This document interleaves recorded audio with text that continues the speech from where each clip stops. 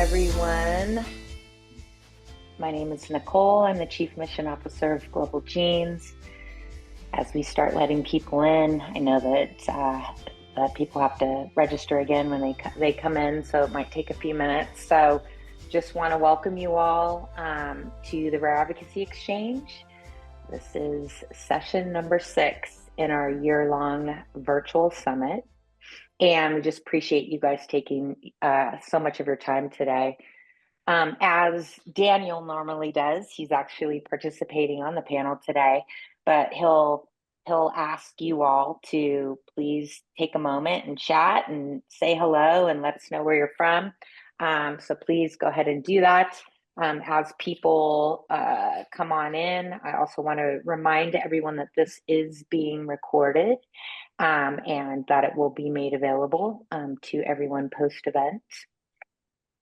So hello, as everyone is joining. Welcome. I'm very excited about today.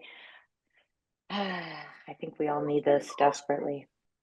So again, welcome. We've had just an amazing, previously 5 sessions as part of our year-long RARE Advocacy Exchange. And today I am just so honored to be opening up the session here for this Grieving, a Rare Diagnosis session. We have an extraordinary panel, as you guys probably are very well aware. If you can go to the next slide, Caitlin. So we have, so today, if you can go to the next slide, Caitlin, I apologize. Thank you to our sponsors. Before I dive into some of the housekeeping, you can go back really quick. I just wanted to say a special thank you. I know, while this is a virtual conference and we're so used to hosting in-person meetings over the past several years, we just want you to know just how grateful we are to those that still saw value in the content that we're putting forward and what we're bringing to our rare disease friends and family. And so when you see some of our sponsors, I know many of you work with them as well, you know, just we want to say thank you. And then also it'd be awesome, just as a reminder, just how much their support means. So welcome, everyone. If you can go to the next slide. So everyone, as others are joining, my name is Nicole Boyce. I'm the Chief Mission Officer of Global Genes. I'm honored to have you here today for this really important session on grieving a rare diagnosis.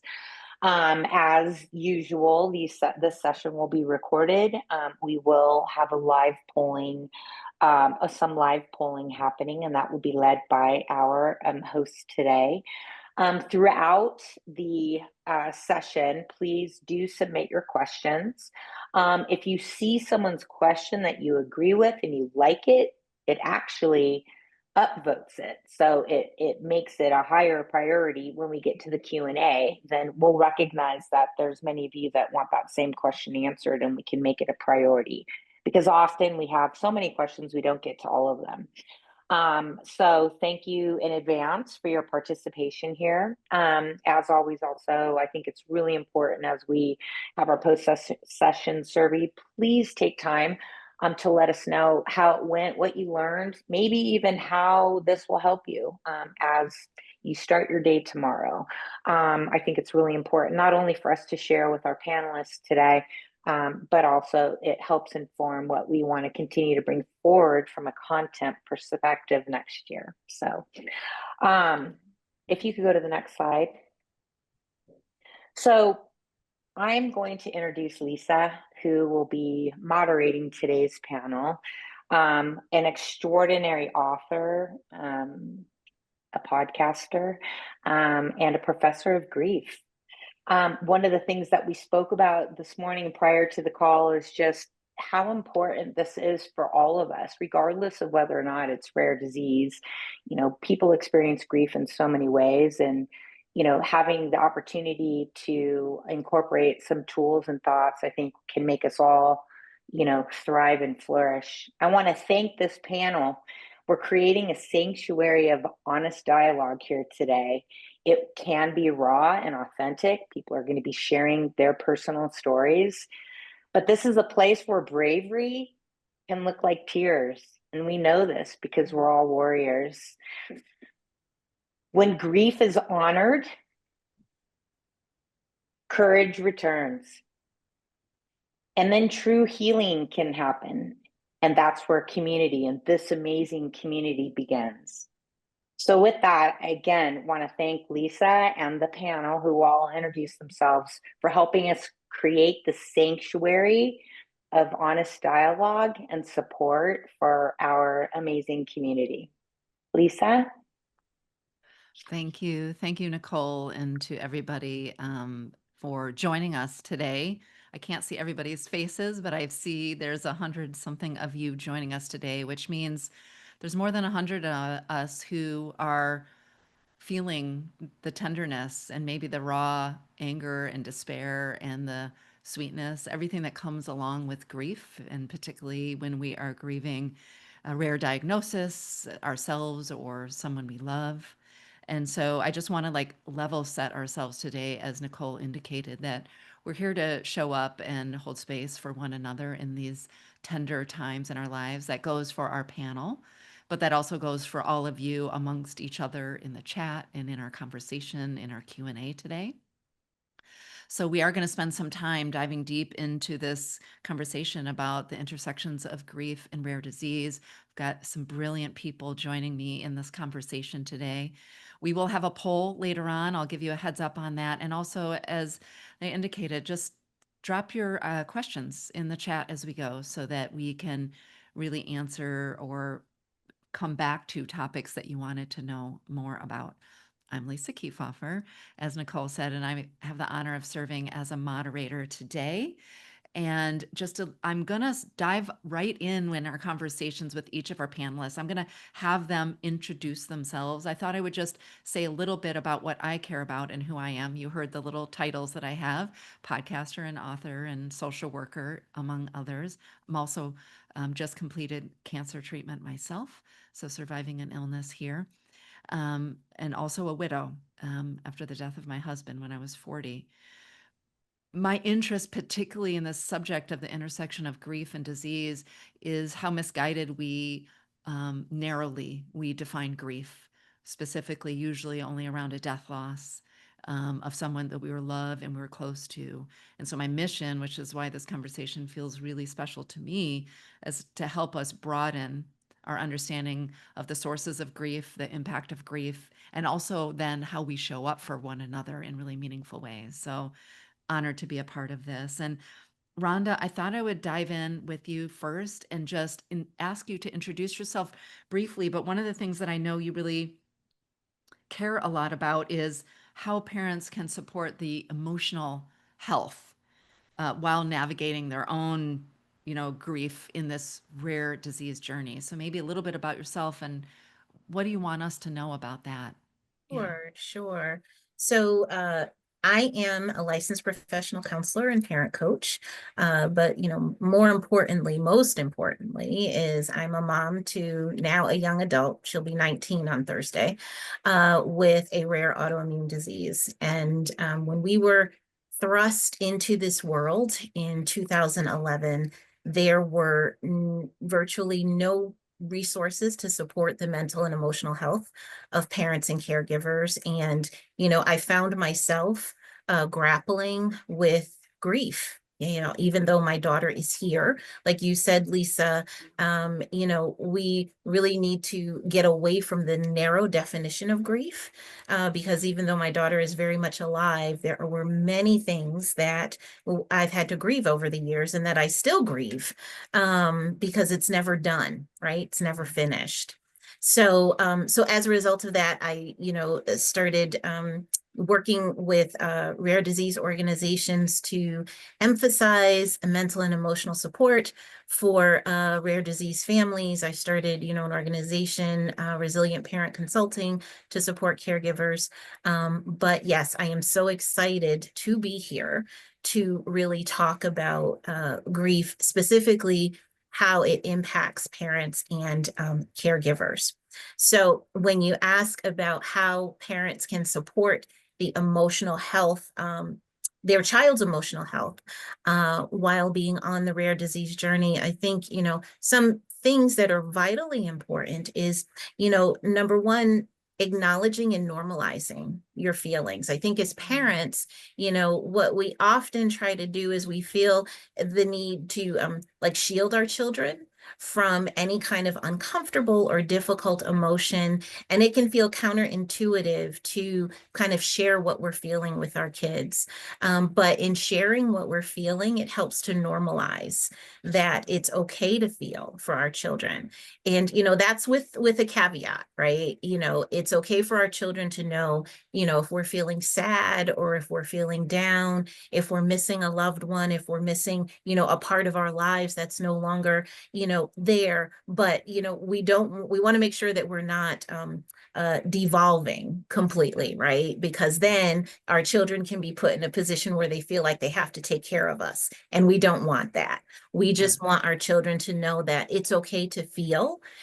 Feelings aren't scary. Feelings won't undo us, and we can also, along with that, model ways how to cope with whatever feelings we're having. Because our children learn how to be in this world based on what we model for them.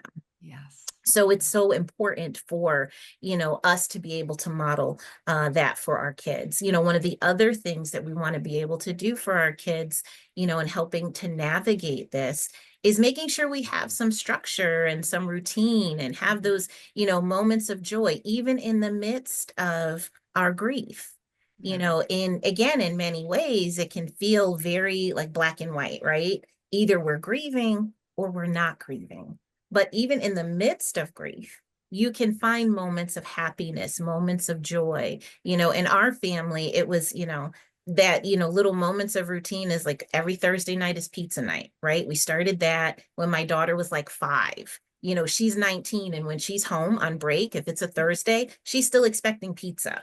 My 20-year-old was home last week from college, and he was like, "Oh, are we getting pizza tonight? It's Thursday." So kind of having that structure and that routine, that's also vitally important. So I hope I answered your question. Yeah. I wasn't too long-winded. Not at all. And thank you so much, Rhonda. And I saw your fellow panelists nodding along too. So I think it resonated. I can't see our participants, but I hope this resonated. I want to just pull out a few things you said that I think, again, specific other people nodding, but I think are vitally important for us to understand, especially those of us who are caregivers, but just general. And one is something you alluded to, which is feelings aren't good or bad. They're feelings. Mhm. And the capacity that we have ourselves, but that we teach our children to just be with what is crucially functional, not just navigating a rare disease journey, but just to be a human walking in this world. And that feelings don't equal behavior. Of course, we're not going to condone specific behavior, but we want to encourage feelings. And particularly, I wonder if folks are resonating with this idea that we can have permission to have grief and joy, and that is possible. And there's a lot. We can be resilient and need a break, right?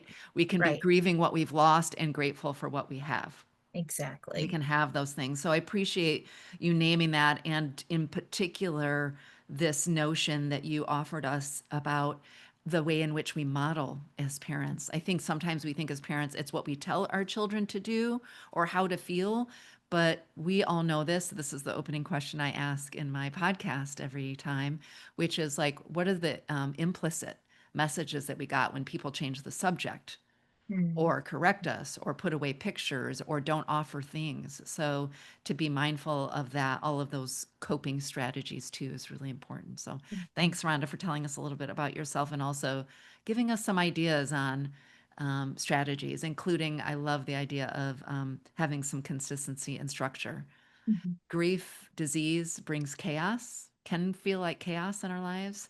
So the places where we can have agency feel especially important. Yeah, I really appreciate that. That makes me think a little bit, Jessica, of you. I always call you Jessica, but Jessie, of you and your life. I'd love to have you introduce yourself, but in particular, building off what Rhonda said, I know you think and speak often about the ambiguous grief Yeah. that comes along with lots of different kinds of losses, but particularly the losses that we're here for today. So can you tell us a little bit about you and what you're thinking about ambiguous grief, what we might need to know? Yeah. Absolutely. Thank you. And thank you for inviting me, and thank you for everybody who's here dialing in. I'm Jessica Fein, and I am, among other things, the author of Breathtaking, which is a story about, very much rooted in so much of what we've already talked about today. It is a story about raising my daughter, Dahlia, who had Murph syndrome and later had a secondary diagnosis of Lee's disease. So, two mitochondrial diseases, extremely rare to have that dual diagnosis. And I also have lost my two sisters and three parents. So lots of grief. And Lisa, I was thinking about, while you were talking at the beginning, about how many different kinds of grief there are and how I came to understand that way later than I would have liked to. Because for me, as I was raising my daughter for 17 years with this insidious degenerative disease, I prided myself on the fact that I would not grieve while I was looking at my daughter while she was right in front of me, because I understood for so long grief to mean, and this is the wrong understanding, what we feel when somebody dies, right? I call that now Hallmark card grief, because for so many other kinds of grief, there really is no card, there's no custom, there's no tradition, there's no ritual, and we need that. With ambiguous grief in particular, I think I was actually on a panel with Daniel many, many, many years ago where the topic was ambiguous grief. And, I then and now will always pretty much say yes if I have an opportunity to either talk about my daughter or talk about advocacy or anything. So I said, of course, I'll join the panel. And then I went and Googled what is ambiguous grief, the topic of the panel I was going to be speaking about. And it was like such a, I envision it like a movie where, like, the skies part and you hear aha, because it was like, oh, ambiguous grief. Like, we can be grieving for somebody who is still alive, who's still here. And yeah, it's ambiguous. I mean, it's confusing. And I thought, before that time, before understanding the ins and outs of ambiguous grief, how dare I, right?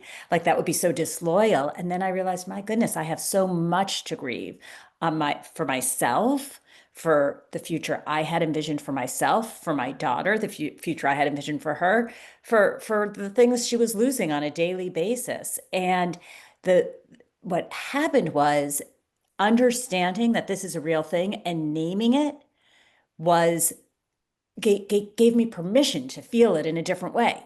And then I was able to integrate it. And then I could move forward and be like, okay, I get it. Now I understand what all these complicated feelings are. It's ambiguous grief. Like, and then I could welcome it. And I could be like, okay, you're going to be here. And to Rhonda's point, so is joy. And so are all these other things. And we're going to go forth together. But it gave me a permission. And again, I could keep talking about this, but that's my feeling about why it's so important for us to understand, to give ourselves permission that there are many kinds of grief. Ambiguous grief is a real thing. Yeah. And it's okay. It's okay to feel that way. We're not being disloyal to anybody. Yeah, I love that you're closing on that for now, because I think that's probably one of the most harmful myths of ambiguous grief, I would say, and anticipatory grief, is that it's somehow a betrayal, that we're not, quote unquote, fighting hard enough, or we don't care enough. And that's just not the case. We're losing all these different qualitative, sometimes quantitative losses. And similar to what Rhonda was saying, I would just echo what you said, Jessica, which is, we think you were feeling all those things anyway, but what you were doing was like shoulding all over yourself to not feel that way. I said should, I did not swear. I know, but I just love that. I'm Shoulding all over myself. to not feel that way. And as we know about emotions, they're meant to move through us. We're meant to metabolize them or integrate them. And when we put up a wall because we have some kind of judgment about them, they don't go away. They just come out sideways. They end up in ways that are really problematic. So I love that you're helping us think about all the different aspects or types or sources of grief. Ambiguous. I think we're living in a time, and for many of us personally and in the world, there's cumulative, which means back-to-back losses. We're experiencing sort of compounding one on top of the other, collective. I mean, actually, the types of losses fill the alphabet. So we won't go over them all today, but just as a reminder to you, if it feels like yours is coming from a different place or showing up in a different way, you're not alone. That's just the complex nature of grief. And we've been told a very singular, narrow, harmful story. And today, what we're doing already, and I hope we continue to do, is sort of expand what that story is so that we all feel seen. That's really our goal, is to feel seen and acknowledged in our grief. Sort of speaking of expanding, Daniel, I want to have you, although I imagine a lot of people here know who you are, but to share a little bit about your story. And specifically, one of the things I was thinking about from our previous conversation is, and I love this topic because I talk on showing up for other people all the time, which is a little bit about yourself and a little bit about what do our friends, our family, other people in our community need to know to be showing up for us in a more meaningful way. And maybe that conflicts with some of the assumptions that we have about what makes good support. Yeah. Absolutely. I'm Daniel DeFabio, and my life story took a very different turn when my son Lucas was diagnosed with Menkes syndrome. And there's a lot of adjustment that had to go on there, and adjusting expectations was a key part of that. But one of the reasons Lisa's work is so important to me is she tends to frame a lot of grief in the terms of illiteracy and storytelling. And similar to what Jessie just related, I had no idea that grief applied to where we were at, even though Lucas's diagnosis had a prognosis that said 3 to 10 years. So we were anticipating a death that was looming, but I didn't know there was pre-grieving or anticipatory grief. I didn't know there were names for any of these things until we were at a support group and somebody said, what you in the room, the parents, these were pediatric cases, the patients were not in the room, the parents were, you are grieving. And all of a sudden, it was a little bit actionable. I could go learn about grief. I could put myself in that category and know that somehow it applied. And then we've already mentioned several subcategories of grief, but there's a number that I hope we get into. One is disenfranchised grief, when society doesn't recognize your grief is grief, and boy, is that rare disease life. So if you are not expected to die from it, why are you talking about grief? And we know now, and hopefully a lot of people listening already know, but if you don't, great, start learning. You can grieve any number of losses.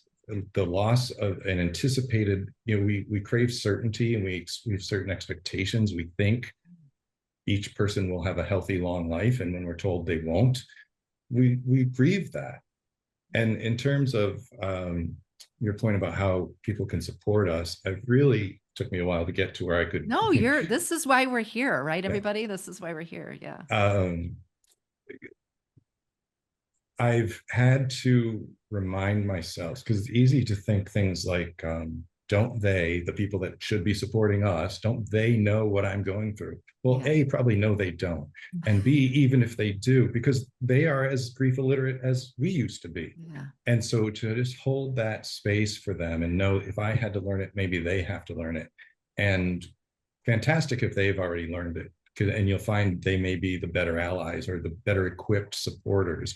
But to give space for them to get there too, and just knowing that it's a little bit of a two-way street. We'd want it to be all support coming in if it can be, but even the best intentioned person, who I think many of us have talked about this, who will say, what can I do for you? That can in itself be another burden to a grieving person. Yeah. So to have to answer you how you can help me is maybe not the best fit. And I do have a slight tip, hack solution on that one, is to have your running list of needs, have it posted on your website or something, or a piece of paper that you can hand people, so that you don't have to rethink it in the moment. You don't have to answer it, oh, you specifically, Jennifer, should come over and do my laundry. No, a given person who's willing to mow my lawn, that would help me. Or Tuesdays are always hard to get to the thing where I have to pick up my kid. If somebody could, that would help me. And then it's a little bit of a menu list and takes the guesswork out for them. And also the people that have offered help in those specifics, especially if they give 1, 2, 3 choices of specifics, those are the most useful. You know, they're probably more grief literate or more informed or more been down this path before. It's being equipped to help in the way the help is needed, I think. Yeah. Danielle, thank you so much. You added on so many important conversations or points around the need for us to have this growing grief literacy, to understand that it's not just about death loss. And, you brought up one of the forms of grief that, I talk about often. I know I would imagine everybody here has experienced it to some degree, and that's what we call disenfranchised grief, which is just basically, if you can imagine it, people not giving us permission to grieve. I know that sounds like a little like, who are you to not give me permission? But when we don't validate or honor, when we dismissed somebody's lived experience, we suffer unnecessarily. We create unintentional isolation for that person who's still feeling the feeling, but now they feel that you're not a safe person to be home for their grief. So I think if that resonated for you as you were listening today, audience, I just want to name that for you. And that's where it is important to seek out maybe peers or somebody you trust who maybe doesn't get it because they haven't experienced this before, but is someone who loves you and wants to learn.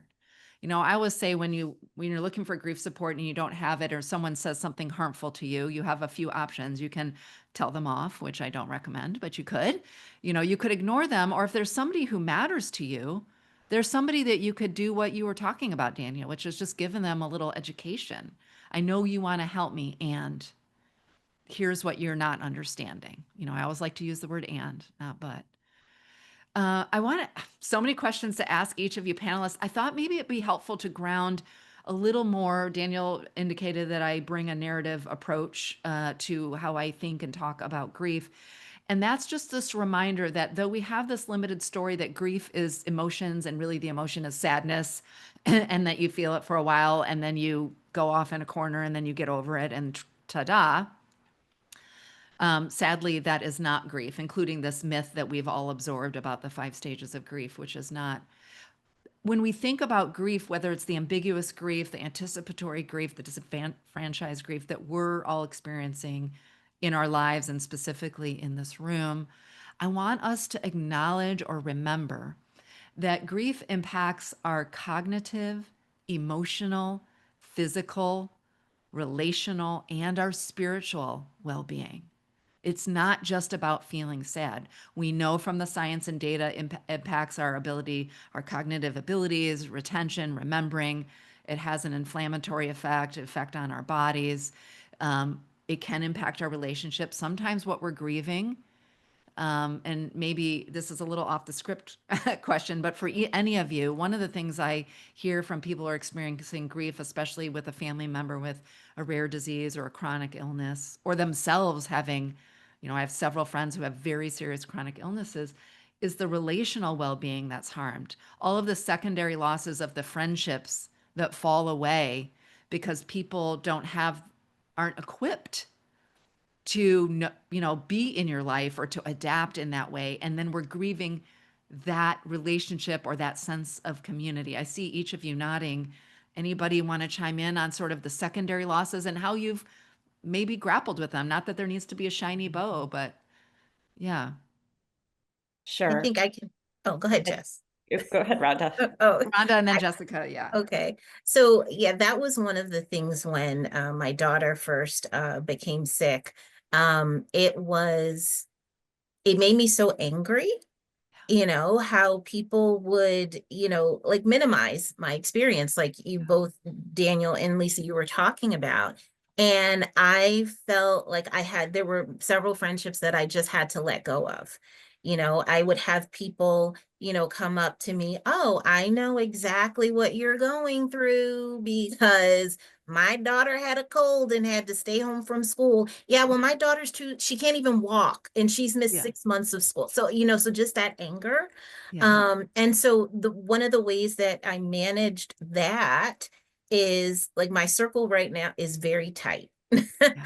very tight. And I am super selective about who can be in that inner circle with me.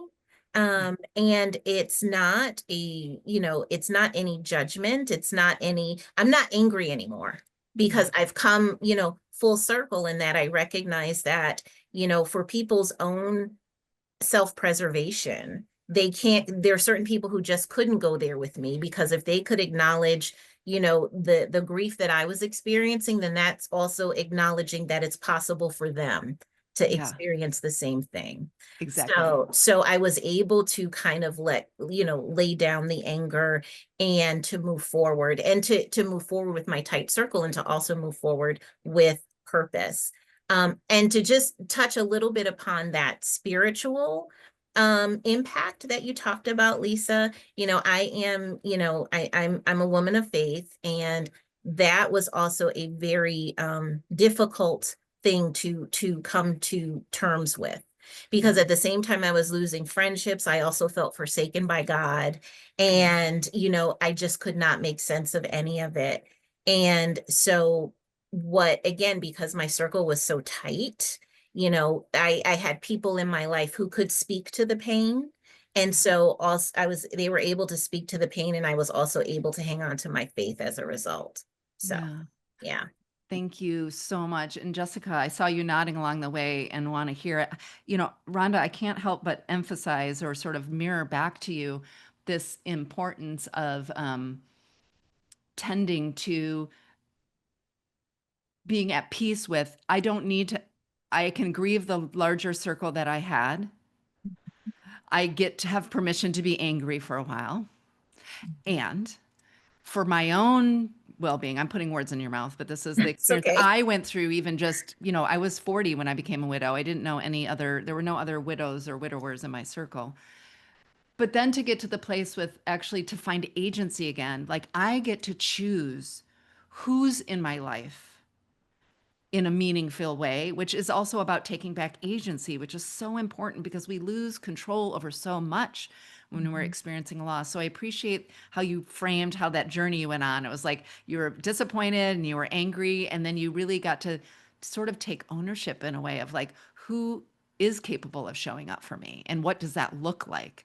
And that is not, you probably would agree, an easy maybe and like quick, you can't 1, 2, 3 your way through that, but you can find your way into that. And I think that's important. And for those of us grappling, whether or not you are part of a religion or a traditional faith, I don't know anybody who hasn't had a child die or have a significant illness or themselves and not ask the question, why do bad things happen to good people?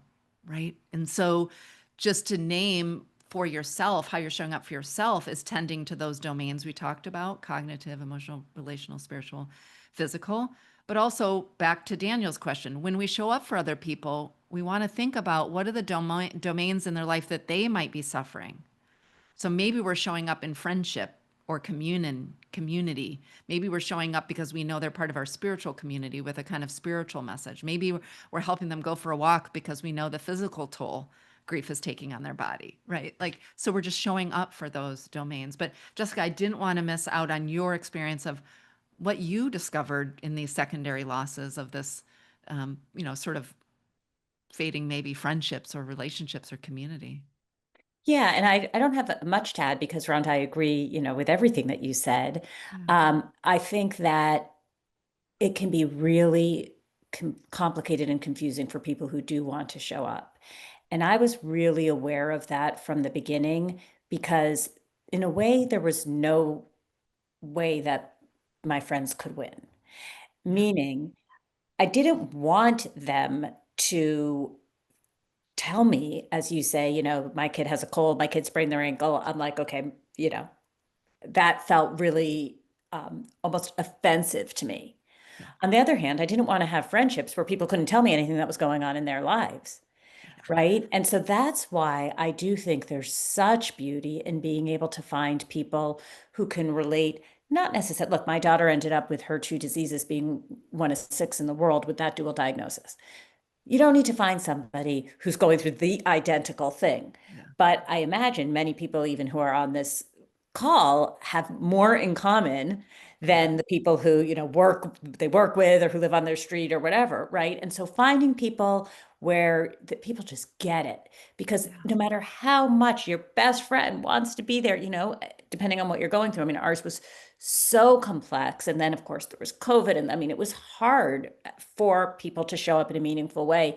And the other thing is, when you find those people who, get it, there's permission to feel whatever. You can have your dark humor, which you can't really do with the other person who, has never experienced it, who thinks you've maybe lost it when you start with the dark humor or whatever, And like anything, it's just to find people who understand. And that's why I think these, bringing people together in this kind of format, there's just such a ripple effect in terms of the connections people can make.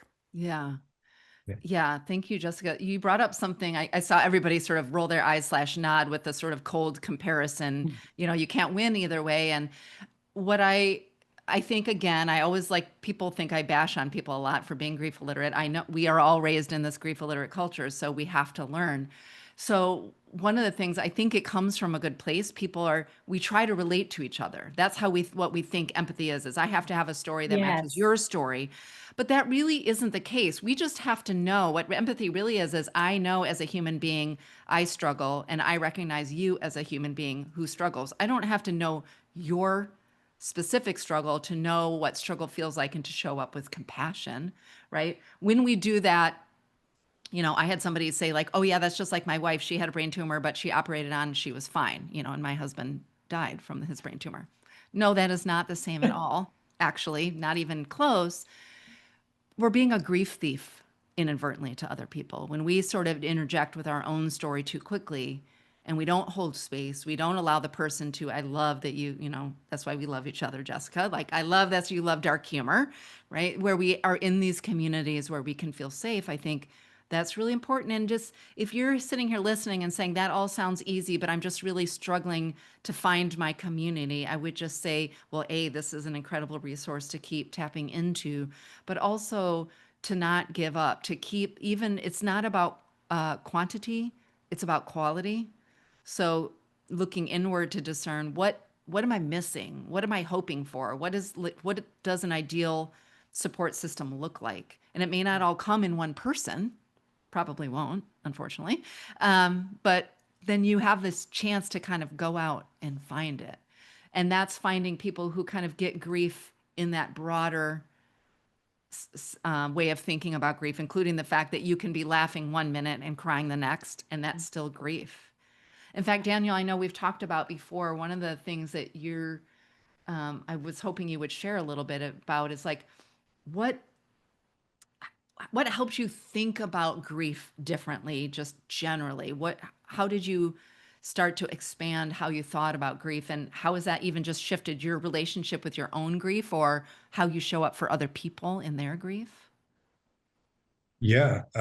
One somewhat recent part of my education was that all emotions are meant to be temporary. Yeah. Even the ones we like, the ones we prefer, the good ones, the happy, the joy, the whatever. And for me, at least, once you start thinking of that, if the good ones are going to be temporary, well, we have no right. And again, it's about our expectations. We have no right to expect that I will always be, or I will predominantly be joyful. Yeah. But the reverse is true. The worst of them will be temporary, and I'll get through the worst of them. And we've alluded to, and I'm sure we're going to talk more about, it's a strange concept to put them together, to say you can have the grief and the joy, sometimes at the same time, sometimes alternating. And people, I think part of our grief illiteracy, you expect it's monolithic. You think it's going to be pure grief for a period of time and then probably close to zero grief. Yeah. And I also recently came across Albert Camus has a line, we have to imagine Sisyphus happy, which I don't think Sisyphus was happy, but just trying to do it, trying to think, maybe that guy's happy too. Or maybe you grievers are sometimes feeling joy. Yeah. So that was a big thing for me. And then some of these are rooted in like wordplay, but Yeah. the Irish that still speak Gaelic have an expression that says there is sadness upon me, rather than saying I am sad. And the difference, right? The totality of you is sadness. That's not what you wanted to say. You wanted to say there was sadness on you. So now I try to think there is grief upon me, not Yeah. I am grieving, right? I Yeah. have to have space for something other than grieving, right? Yeah. So I love that, Daniel, so much. And I want to make space for more of that topic. I want to amplify because, as you know, since we've talked before, that's really the crux of how I show up in my work as somebody who's trained in narrative therapy, is really being thoughtful about the language we use, including the sort of I am statements, but also we want to be detectives for other words.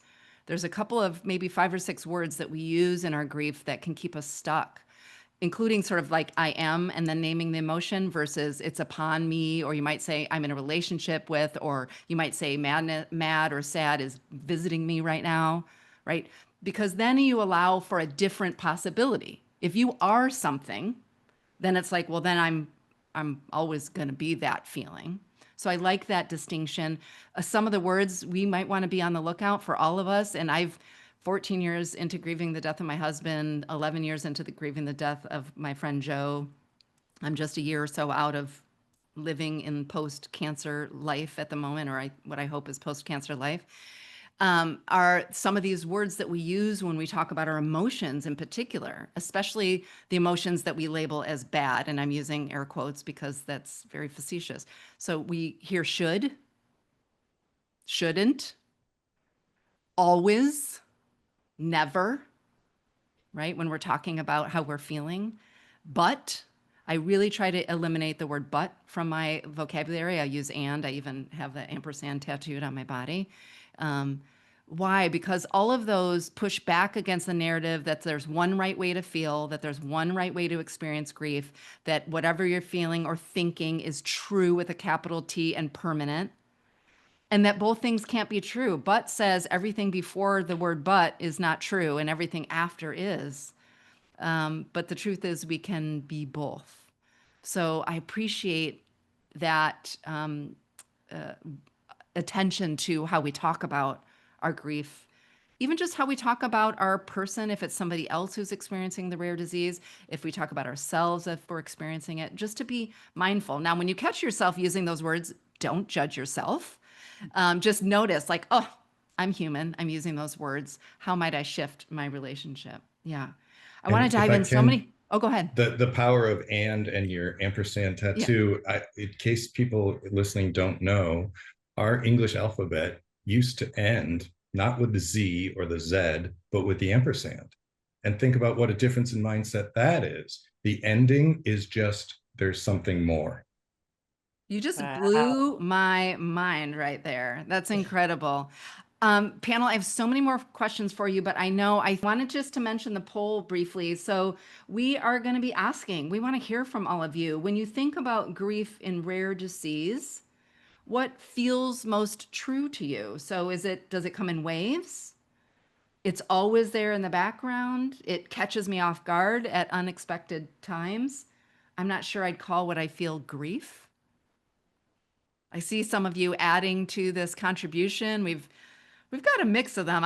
I'm noticing that nobody's not naming it grief, so I'm guessing that everybody here, which sort of tends to my heart, is recognizing and honoring the fact that you're experiencing some grief.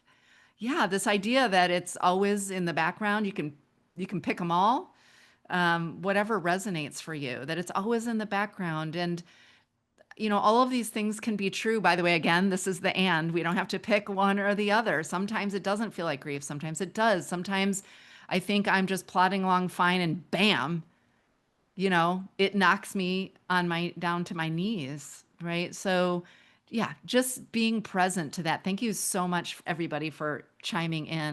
I don't know about all of you, but I'm still bubbling with the fact that the ampersand used to end the alphabet. So I'm circling back to that one, and I'm going to be, living with that for a while.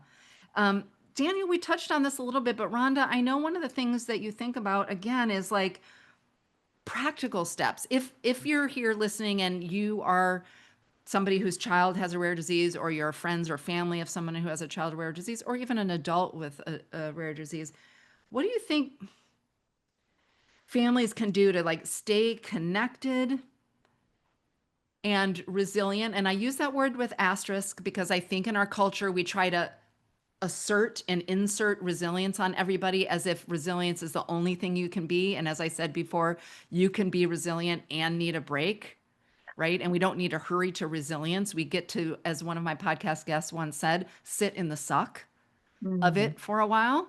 And yet we know that connection, community, support is necessary outside of, by the way, being a family member of someone with a disease. That's just to the human condition. Belonging, as my friend John Powell of the Othering Belonging Institute reminds us, is our core. Forget all the Maslow's hierarchy of need. We need belonging.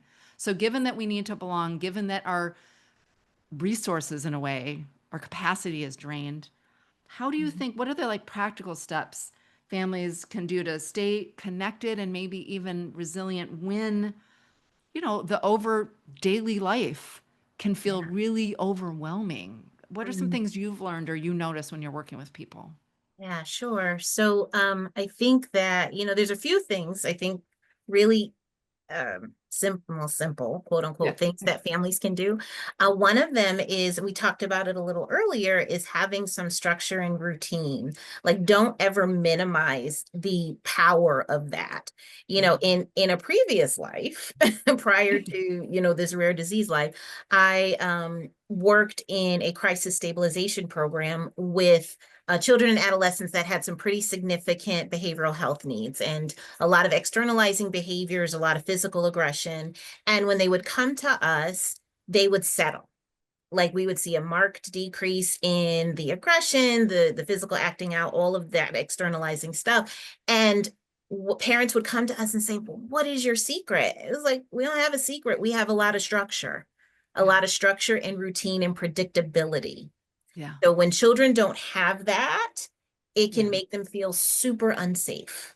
Yeah. So if you can have that in your family within reason, right? You don't need to be like, operate your family like the army. But if your child, if you guys can reasonably expect that dinner's probably going to be on the table, around 6 o'clock, more nights than not, that's going to help. That's going to help foster connection. That's that level of predictability.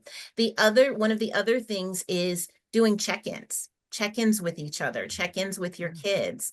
And, again, that doesn't have to be anything super formalized. In our house, what I would do is I would check in with our kids when we would be in the car. Especially my son, who is, he was never the gift of gab. He's 20 now and still not super talkative. But I would always engage in conversations with him when we would be on car rides. Coming back from getting his school sneakers, I would check in and say, how are things going? What kinds of questions do you have about what's going on with your sister? What's happening in our family right now? And that would just give him permission to talk and allow us to build, our connections.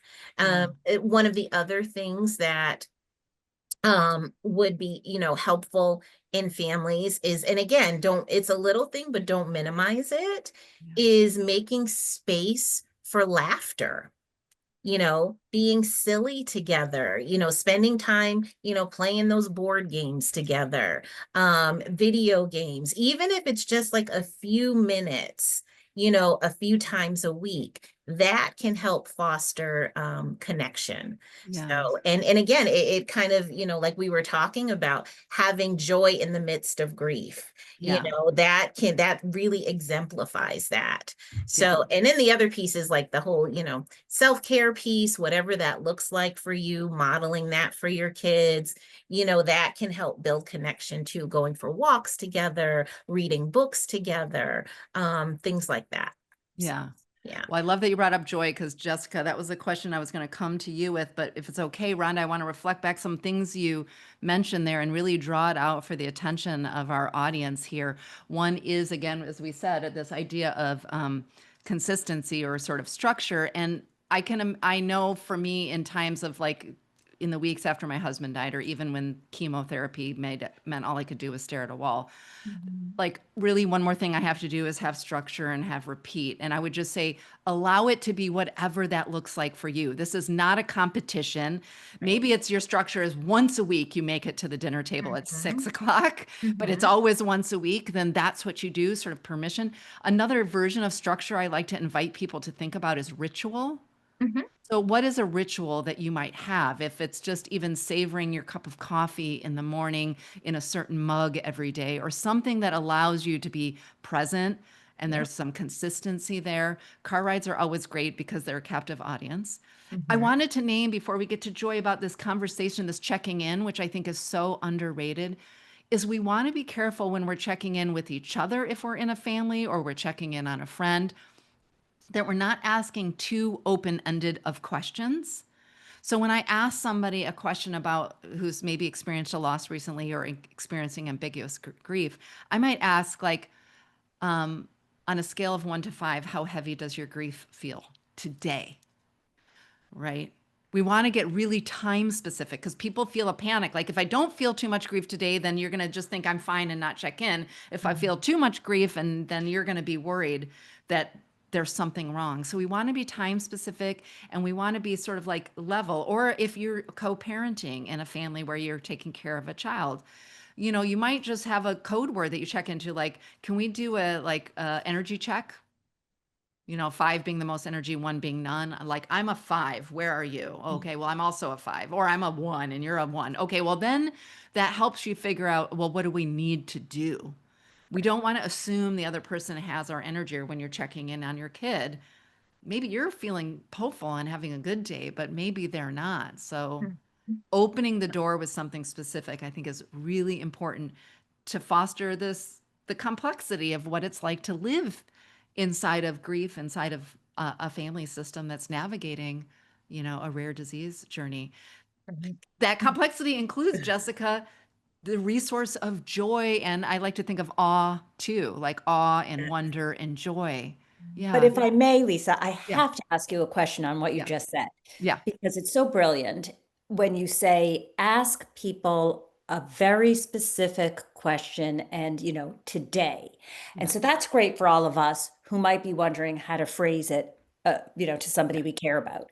But I'm guessing almost all of us have been on the receiving end of somebody saying, how you doing?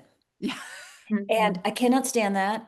I Yeah. hate that, getting that question so much. So Yeah. how would you recommend we answer that? Because exactly as you said, we don't want to be like, I'm doing okay. You know, you feel bad. And there's no right answer. Yeah. How are you, to me, is like the worst thing It somebody is the can worst. It is yeah. And everybody who's sitting here, including us, by the way, have asked that question of somebody. So don't feel course. guilty. Just now we know better, we do better, you know? I think it depends on my relationship with the person, how cheeky I could be, or how personal I know them, or whether there's somebody I'm ever going to see again. I might not have the energy to educate them. Like, it's okay if you just are like, fine, because I'm never going to see you again and you're not helpful. But if it's somebody you know who wants to help, but they're just asking that question, I might say, like, if you asked it to me, a couple of variations. One, Jessica, I might say, you know, actually what I really find helpful, because things are up and down and so all over the place right now, I don't even know where I'm at. When people ask me, how am I feeling today? Or when people ask me, how heavy is my grief? Or what does my grief feel like today?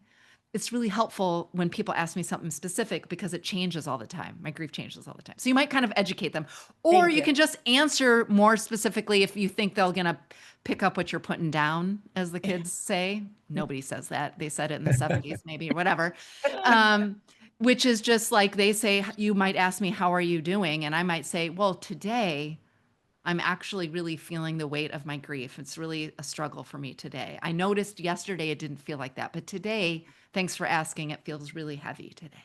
So you might just answer in the way you wish they would have asked the question.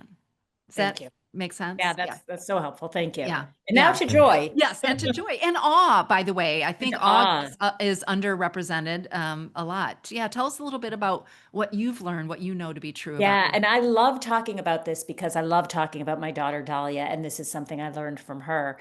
And I thought when we got the worst news we could ever have gotten, we didn't even know how bad it was when we got it because it was so unfathomable to us, that we would then go ahead and proceed to be out totally miserable forever. So what I learned from Dahlia, from watching her, from caring for her, from being with her, I mean, if anybody had the reason to be angry and bitter and sad and all the things, to be feeling all the things, not to be all the things, it was her. And she woke up every day wanting to go be a kid and to go have fun and to really live fully, to experience wonder and awe and joy and all these things. And so then I was like, okay, well, if that's what she wants to do, that's what we're going to do. And that was really so eye-opening for me to understand that, yes, it is not only possible for joy and awe to be present alongside grief, to hold hands with grief, to share, to be sitting next to each other at the table, but that they become so much more powerful because of the other one. Yeah. And, that's just one of the many things that I learned, and I'm sure we all learn from, from all of our kids, whatever their situation and circumstances. Yeah. Yeah. I love that so much because, again, I think we often can label it as a betrayal or that we're pretending or that we can't be with both. But one of the things I know to be true from my own lived experience, from working with people, from researchers like Dacher Keltner at UC Berkeley, who's researched awe, from professor and researcher Joanne Cacciatore, whose brilliant memoir, Bearing the Unbearable, is something you might appreciate, is that really what we're looking to do is bear, especially with an ambiguous grief or an ongoing experience of loss, like many of you in this room, in this virtual room, are experiencing, is not to get over it or to be done with it, but to learn how to bear the weight of it. Mm-hmm. We learn how to carry. I have a different metaphor that's around a story, which I might share before we close. But really, in essence, what we do is we learn how to carry. We become stronger at carrying it. And how do we become stronger at carrying it? Well, doing some of the things Rhonda talked about, which is taking care of ourselves, having routine, taking care of our body. But it's also seeking joy, being in the presence of awe, which can be moral beauty. It can be the beauty outside of your door. It could be random acts of kindness to other people. All comes from lots of places. But all of those things kind of build our muscle. We're really good at feeling sad and working hard and being tired. That muscle we build a lot when we're navigating grief, especially caring as a caretaker. So we want to build the other muscles that help us carry the weight of our grief. And those muscles are, and sometimes it takes a kid to remind us of that, play, doing something for no absolute purpose whatsoever.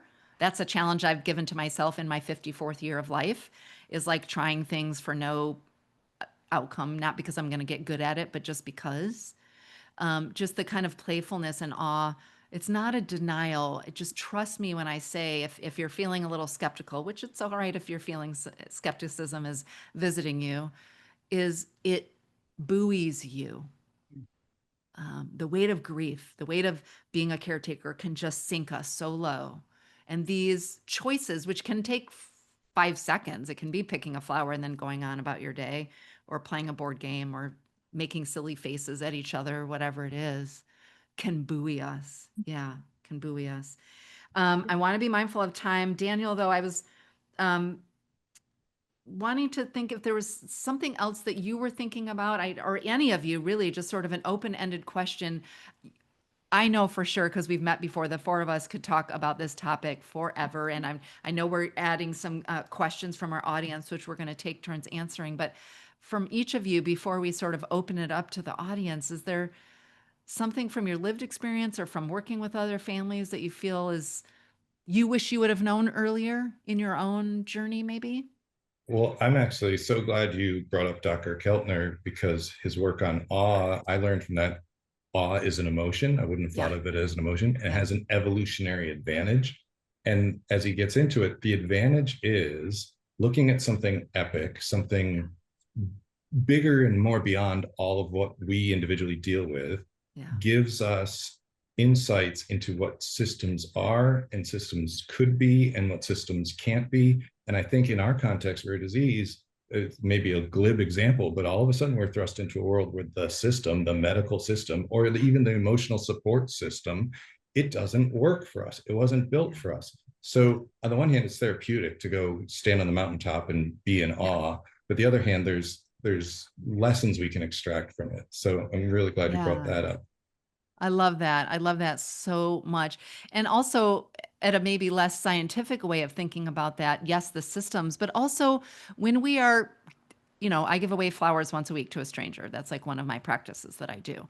But as an example, or, the moral beauty, or I live in Southern California, so sorry, everybody, but, I walk outside my door and it's pretty dang gorgeous every day. And I stop and literally smell the roses in my neighborhood. This isn't yay pat on the back for Lisa, but what it does, it's reminds you, especially those acts of awe that connect you with other people, like a random act of kindness, it reminds you you're not alone.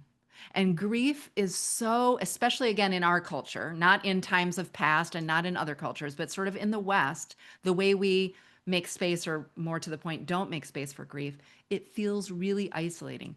Being a caretaker of somebody or yourself living with a rare disease, just from the logistics, can make you feel isolated. So something like awe helps you see that you're a part of something so much bigger, even if you never leave your house for 4 days. You can like be reminded that and you can, by the way, experience awe by watching National Geographic, do you actually, I mean, get outside if you can, but if you can't, you can see it, on your TV. It just helps us feel more connected to being a part of something bigger, in a way that, again, builds our musculature to be able to carry the weight of grief and to live a meaningful life, even as we're navigating, something we wish we didn't have to navigate. Yeah. Lisa, as we're all talking about this, one of the things that it brings to my mind is with my daughter, especially when she was much younger, phrasing it to her as from the framework of finding those pockets of happiness. There's so much difficulty in everything, but you gotta find the pockets of happiness. And so that's the joy, that's the awe. And that really has helped her as she navigated and continues to navigate the grief of her rare disease diagnosis. I mean, we were just talking about it yesterday, like what is one thing you can look forward to? What is, a piece of happiness that you can hang on to when you're feeling like crap? Yes. So, yeah. Well, uncertainty is the nature of living with rare disease in a way, and it's also, by the way, the nature of living. Uncertainty is the nature of our human experience. And yet there's a real sort of danger physiologically that we feel for uncertainty because we worry about safety. So to put something really in our forefront, like you said, something to look forward to, something that we want to do, something that we're choosing to do that's going to bring some ease or light, or dare I say laughter or joy, it's like putting a little certainty in this big pond in a way of uncertainty. Yeah. Rhonda, I love pockets of happiness. And one of the things that we talk about, and I wrote about in my book, is that it's something very similar, which is corners of beauty. And why I love pockets of happiness or corners of beauty is it's really intimidating and overwhelming to think about, like, I'm going to create, a massive amount of joy and happiness and everything's going to be beautiful. Like, no, but maybe I could create a corner of beauty. Yeah. Maybe I could create a pocket of happiness. That seems much more manageable. Yeah, I know. I love that. I'm not even an artist, but I just had a little visual in my head about a pocket of happiness. I have to take a note about that. That's how I do. But I'm not an artist, and you won't see it. I'm not going to become an artist because I'm going to just draw for the sake of drawing, because that's something useful to do. Yeah. I'm noticing it is, 12:35 my time, 3:35 if you're out on the East Coast. And I wanted to remind everybody that we have time to answer questions. I've been trying to look directly at my panelists, so I know there's been a lot of things floating in the chat, but we do have a Q&A function. Is that right, Nicole, that people can add a question to?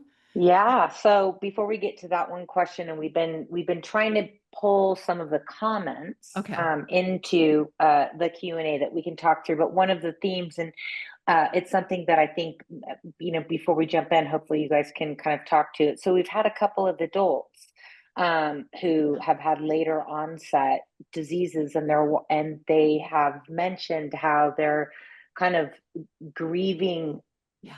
who they were. Yeah. And then what's ahead, right? Like they've lost kind of who they were. One of our friends, Damien, was in the military, and do you guys have any suggestions? Like how do people cope with that when you've, kind of lost who you thought you were, right? Yeah. Yeah. Did you say Damien? That was the person? Yes, I believe so. To Damien and to anybody else who's asking that question. Hi, I think I can see on the screen. 5 years into Zoomlandia, 6 years, and I still get it confused every time. First, I just want to name part of what you're doing is the right thing, which is just naming it grief. Like, I really don't take lightly the words we use. So when we come to a place because of our disease, because of the death of our partner, I've gone through this. I was just bald not that long ago, and I'm missing parts of my body now from my cancer, is to deny that it's grief. It doesn't mean that you can't have hope for a future, that you don't want to move towards some joy, or there might not be a time in which you're excited to discover a newer version of you that is becoming in the wake of this loss that's happening or continues to happen. I think we have to start with naming and giving ourselves permission to grieve, not just maybe a physical aspect of ourselves, or maybe the kind of carefree light personality that we got to have in the before a diagnosis that happened. But we also lose some of our future dreams often, because maybe now the trajectory of our life is not going to go the way we thought it might go. And we experience this in lots of different ways. So again, naming them, we don't want to get mired down in it. I'm not encouraging you to, solely focus. There's the and there. We can't not do that. And that's not necessarily going to happen once. We might vacillate between naming and acknowledging. You might even think one tool I use is ritual. So it might be a letter that you write to your past self. It might be a letter you write to your future self. It might be a burning of a candle. It might be planting something there, like there's a ritual that you can do to that version of yourself that you are no longer, and maybe that version of yourself that you might not become. And be careful of the never, always trap. So maybe you're not going to, if you hear yourself saying, I'm never going to, and there might be a specific thing you're never going to do because of your disease. I'm not diminishing that. But we tend to tell a totalitarian story, like a total story. So also maybe get curious, is like, maybe there's a version of me that I'm not going to be able to do. And are there parts of my personality that it can maybe shine stronger? Are there things that I loved about myself I never had time for before that I can maybe amplify? Are there ways in which I can bring my values forward into my future in a more robust way that I didn't do before? I'm not trying to make light. This is the and part. There's the acknowledging what you've lost and really having ceremony and ritual and tending to it and nurturing it, and making exceptions for the ways in which you can bring parts of yourself forward, your values, your actions, the way you're showing up for yourself and other people in the world, that have the possibility of being quite beautiful. It's not better or worse than the version of you in the before, but there's the possibility that it could be something really meaningful or beautiful. Yeah. I really appreciate that. Thank you. Yeah. Thanks, Damien. Thanks for asking. I think you mentioned something about but statements. I think that's where I get caught up a lot, is the but statements, and changing it, re-engineering language to be and is what we're really working on right now. Yeah. Thanks, Damien. Yeah. I happen to be taking one of my things I'm doing for no good reason except for fun. Crazy idea is when I finished cancer treatment, I started taking improv classes. That's what I do now. And one of the principles of improv is yes and. We want to build a potential future with our scene partners. So I think, remember all of these things that we're talking about today, that Jessica's offered, that Rhonda's offered, that Daniel's offered, that I've offered, they're practices. So think about, just for a while, you're just going to be a detective. That's what I call it. Be a should detective, or be a but detective. Notice how many times it's coming up and then chuckle to yourself when you use the word, because there you go. And then try replacing them with and see what doors it opens. I catch people often saying, I'm bad at fill in the blank. I don't know if this resonates for you, Damien, or anybody, especially as you're entering into a new era. Maybe you just got the diagnosis or it's a new level of care. And people often say to me, and when I'm working with them one-on-one, I'm just so bad at, I'm not good at. And I always interject, I used always on purpose there because I really do always interject and say, what if you said, I don't have a lot of practice at? I'm bad at is like, well, that's just who you are. I'm bad at this thing. I'm no good at it. Like people say to me often, I'm no good at asking for help. Can any of you relate to that? I'm bad at asking for help. Most of us just don't have a lot of practice at asking for help. So what if we said, I don't have a lot of practice asking for help. I'd like to practice it more. Well, that opens up a whole new world. So replacing but with and, replacing some like total judgment stories of bad, not good at with don't have a lot of practice. You see how these shifts in narratives can shift the way we see what's possible and what's not possible.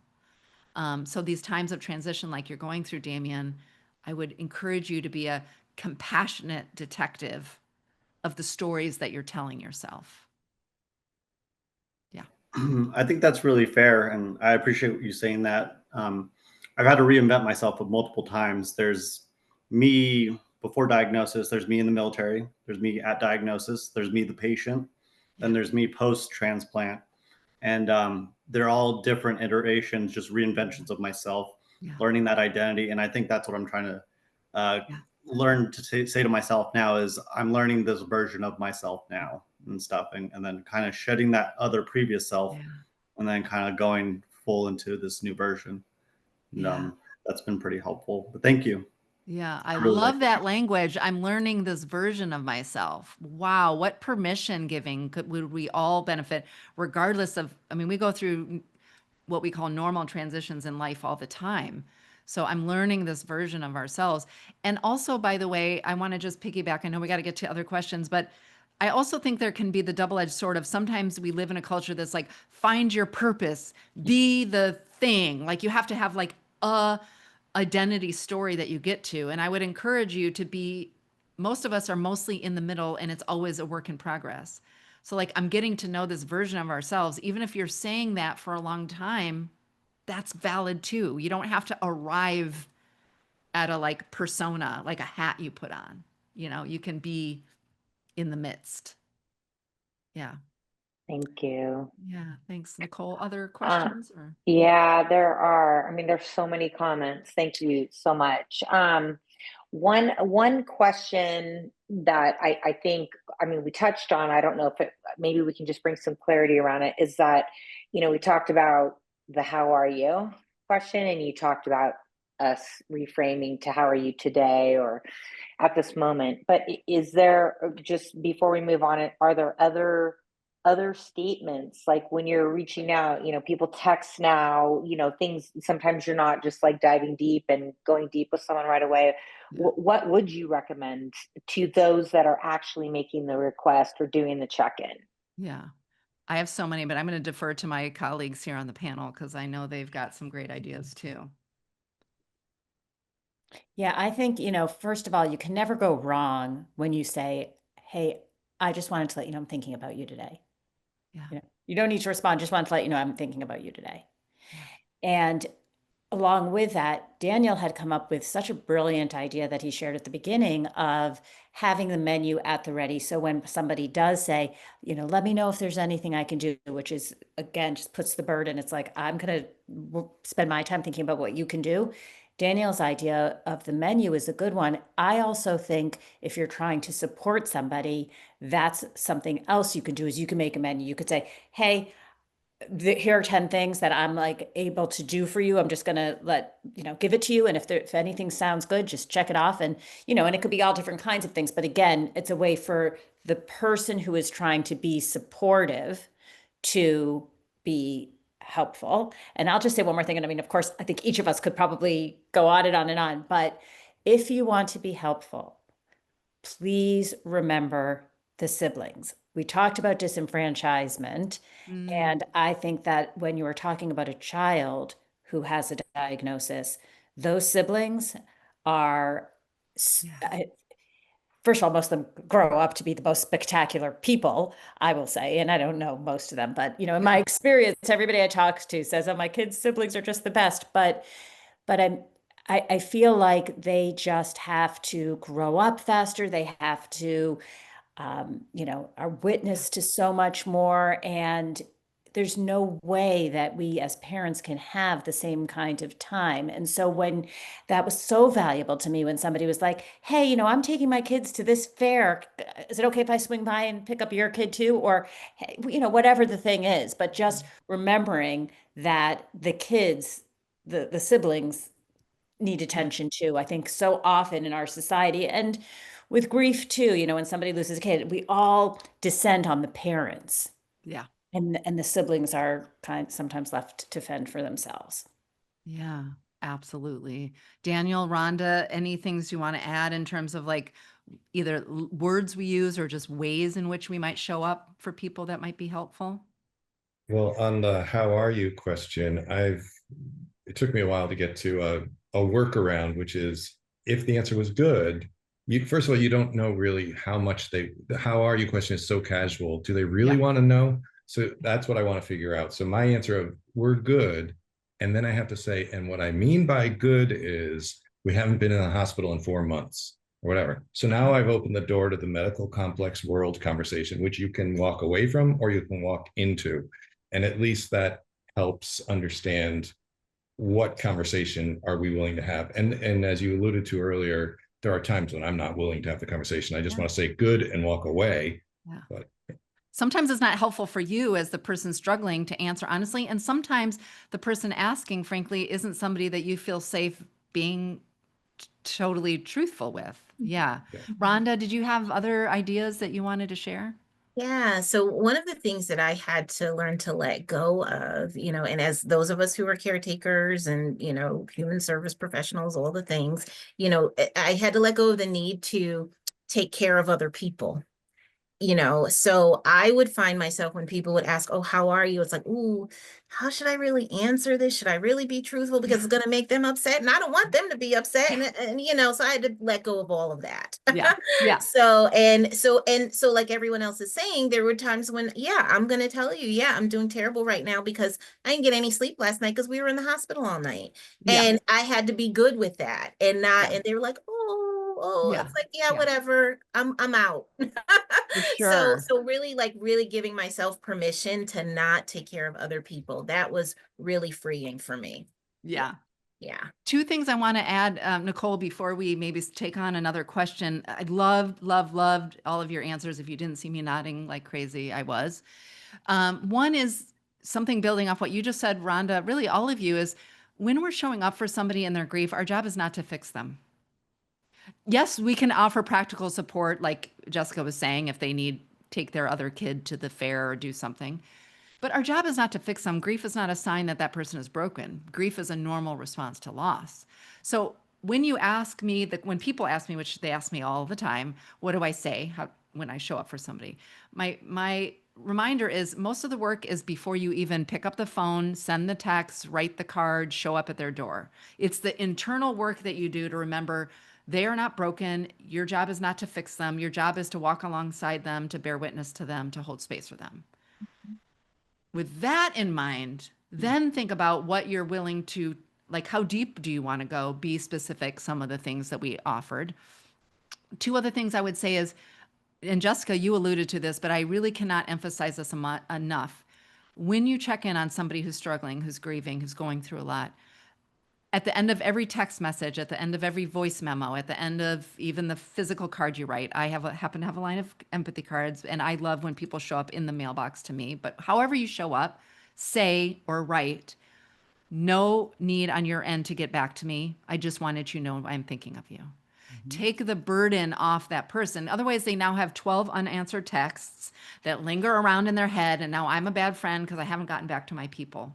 So it's really important time and time again. I still do this years later with my friends who I'm showing up for on the anniversary of somebody's death or whenever I'm showing up, is to say, I use the language, I sign off my show this way every time. I see you, I hear you, and I'm holding you in my heart. That's what I like to say. And then I will say, I wanted you to know that, and you do not owe me a response, right? It's really important. You can say you welcome it and you're here for it, but remove the burden from that person to get back to you. I think that's supremely important. And just remember that you're there to hold space. You're not there to fix them and correct them. One last thing I want to say is if the person trusts you enough to say back to the how are you, and hopefully you've asked how are you today or how heavy is your grief today, maybe you've gotten specific, and they might say something that scares you. They might say like, I don't know how I'm going to do this anymore. Or when I'm working with somebody whose person died, I don't know how I can keep on living, right? I'm not dismissing the need for us to have safety protocols. Please don't take me wrong. But when you are dealing with, and you all know this because you're on the Zoom, something that feels impossible, that exhausts you, that feels like you've never been here before, so you don't, to our point to Damien, you don't have practice in how to navigate a world, don't immediately try to talk them out of their feelings. So if they trust you enough to say like, I'm just really don't know how to get out of bed today, or I don't know how I'm going to get out of bed again. You might say, I see you. I know from talking with you, it feels impossible. So that makes a lot of sense to me. Well, now they trust you. So now then you can have a conversation with those like, what would help you? Or what if I came by and we went for a walk? Like maybe you can offer something, but don't start by dismissing somebody's feeling. If they trust you enough to tell you how they feel, please meet them where they're at. Okay. Do not apologize. Yeah. This is incredible. One of the questions that came forward is kind of about resources, but it's about when you're seeing therapists now and they're trying to adopt the traditional grief resources or methodologies. Do you see more professionals that are expanding research and work in this broader grief field? And then I would add specific to rare disease, like some of the challenges are so different. Yeah. Do folks want to pop in? I recognize I was talking a lot, so I want to make space for Daniel. Well, one thing in a few slides, when we get back to some slides, we will have a list of a bunch of resources. They're not so much specific to therapists and researchers of grief, but they may be useful resources for rare disease grief, including Lisa's book and Jessie's book and a guide that Rhonda wrote for parenting. So that's one set of resources. Yeah. There are folks doing research, not necessarily that I'm aware of, specific to rare disease, but we know like Mary Frances O'Connor has done a lot of work on the impact of grief on our brain and on our physical well-being. Dr. Joe Cacciatore, who I mentioned, who works mostly with traumatic grief and often with people who've experienced the death loss of a child, has doing a lot of research on different resources. I work with an organization called Emotion that has done some research-based work. I think some of the things that we know is having a dosed, moderated, contained support system is important, to not go too deep too fast, to be held and met. I do offer one-on-one grief support, but I am in a growing community of people who are traditionally trained in psychology or social work like me, who are understanding a much more expansive way to tend to people with grief, especially things like ambiguous grief or ongoing losses, cumulative loss. A lot of my clients are grappling with non-death losses. So I do think there's a growing community. Can I say we've gotten there, that the mental health community writ large gets it? No. I still see a lot of people touting the 5 stages of grief. I still see a lot of people touting that, like, you just need to get over it and move on, unfortunately. And there is a growing community of individuals, practitioners, fellow parents, fellow survivors of disease, or people grappling or living with disease who are shifting how we show up for one another. Yeah, for sure. I think I'll just, there's one question that I thought probably we're all thinking, or it was more of a statement. It was with Annette, if you wouldn't mind me sharing kind of what you said, but it's basically that grief, it's always there. It's just not always at the surface. And sometimes it's under that smile when you're at the birthday party and you have to kind of fake it. Do you guys have any suggestions? Like what tools or recommendations do you have for people, because it's likely something that is constant? Yeah. I'm going to say one sentence and then pass it off to the rest. Let it be there. I think my concern, I don't dismiss the question. I think the question matters. And sometimes we don't have the permission or the space, or culturally we're not acceptable. But like, I guess I would discourage us from trying to wrestle with making grief not always be there, even if it's below the surface. If that's where grief needs to be at this pace in your journey, then that's where it is. But that's what I'd offer. Others? I just want to say, sorry, I'm jumping in, but no, please. I would be so confused and upset if my grief wasn't with me. I don't look at it as something that I'm trying to, I mean, we talked about this, I'm not trying to get over it. I'm not trying to get through it. My grief is with me, and how could it not be, right? And so the idea, for me, it's not a bad thing in any way. It is such a big piece of who I am. And for me, that's that I carry with me always my daughter and my sisters in particular, of course, my parents and everything else, but I mean, they are with me always. And that's, if grief is what I want to call that, okay, fine. But that is such a critical piece of who I am. And I would never expect, my first sister died 30 years ago.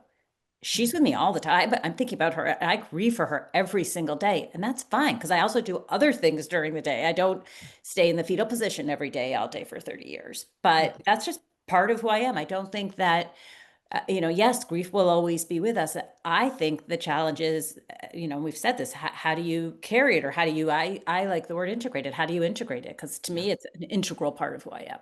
Yeah. Yeah. Daniel and Rhonda, I saw you both nodding. Yeah.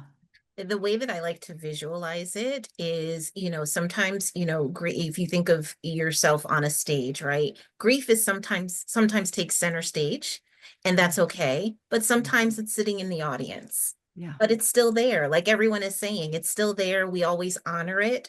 We always, say, oh, okay, I see you. I see you. You're there. Okay. And Lisa, and I'm going to go and I'm going to do these things that, I need to do today. So, yeah. I love that. I love that. Daniel, do you have a way of thinking about it that we can revel in? I don't exactly. It's just that I guess I try to, if I'm able, I try to gauge how able is the other person, right? Do they want to be with me in grief, or do they just want to have the superficial, happy conversations? Yeah. And then I have to decide which of those can I do, and maybe it's walk away. But it's great when we have this kind of community, when we find our right people. We know what the shortcuts are. We know who among us can speak the same language. It's trickier when you're out in the general public and you don't know what level setting there is for each person. Yeah. I want to go back to the person who asked the question, Nicole. I can't remember their name, but I want to name that, like, if the question came out of, I don't want it, like, it hurts that it's always in the background. I don't want to diminish that your experience right now might feel like, I don't want it to always be in the background. So I want to just notice, I don't want you to feel that we were sort of dismissing that feeling. I get that feeling. I do. And that's where some of the other practices come in. Like, how do we integrate ritual or, structure? How do we seek out awe or joy? That's how we kind of move the position of grief in our lives, maybe from, center stage to backstage or something like that, if you think about the metaphor Rhonda offered us. So I acknowledge that. I like to think of grief as something that, if it's a profound loss, which if we're all here on this call, it is something that we're in a relationship with for the rest of our life. Relationships change. Sometimes they're like at the forefront, they're all consuming. Sometimes they're just running smoothly in the background. Sometimes they exclude, other people being in our lives. Sometimes they're not. So if you think about it as integrating, as Jessica said, I sometimes use the metaphor of metabolizing. We're metabolizing our grief, but in a way we're in relationship with it. Then that again keeps us from feeling like it has to be one or the other, all or nothing, that we have to get to a place where it looks like this is what our grief looks like and it will forever forward always be. No, it's gonna move and shape. I mean, overall, people ask, does it go away? No, but for most of us, little less so when we're living in an ambiguous grief situation, especially when we're living ourselves or someone we love with a rare disease or a serious illness, is, when the diagnosis happens or the death happens, our grief is, if we think about this intensity and frequency being up here, is both. And over time, there's no one right path, but over time, maybe what happens is the overall intensity diminishes a little bit in terms of the difficulty, and the frequency of those waves that we talked about in the poll, or like the bursts that happen, maybe diminish, but it's never going to go away. That's not our goal. And I think that sometimes we suffer unnecessarily because we have this false story of that's our goal. And then we have the real lived experience of this is who we are, and it doesn't match. So I would encourage you to sort of shift that goalpost. I'm mixing all the metaphors here. Football, everybody, football fans, shift that goalpost to something like Damien said before, I'm learning this version of myself. Like I'm in relationship with my grief, and this is where it is today. Yeah. So powerful. Yeah. I feel like we could be sitting on this call for hours. I know a lot of people had to leave. I would like to say that the statement that we kind of moved through, but to me, so much of what you guys all said sums up what you all said is, I think, Jessica, you mentioned this. Emotions are meant to move through us. Yeah. To me, that, so yes, you're going to have the happiness, you're going to have the sadness, you're going to have the grief, and it's going to be continuous and ebb and flow, like what you said. And if you think about it like that, it does, sometimes it's super hard, then it diminishes. And if we think about it like that, maybe it helps us get through those times that when it's really, heavy. Yeah. With that, I just want to say on behalf of all of us, thank you guys so much. This was extraordinary. Thank you for joining, Lisa, Rhonda, Jessica, Daniel, as always. Thank you for bringing all these amazing humans to our community today. I know Daniel put in the chat some of the resources that we have, and we'll also have ways to connect with the panelists. Thank you. This Thursday, we also have our 7th session for Rare Advocacy Exchange. But please note that this will be available online soon, and we'll make sure and let everyone know. So just on behalf of all of us, thank you. This is, very, very inspiring on so many levels. And I think you've given us a lot of really important tools and ideas and just approaches on how to tackle some of these emotions that I know everyone experiences for all different reasons every day. Yeah. We'll be sending out, or if you guys want to take the QR code and help finish a post-session survey, we'll also send this out so that you guys can participate. We'd certainly appreciate that. And with that, everyone, thank you so very much. We're so honored to have this conversation, and thank you everyone for joining. Thank you. Thanks for having us. Thanks everybody. Thank you so much. Thank you. Thanks.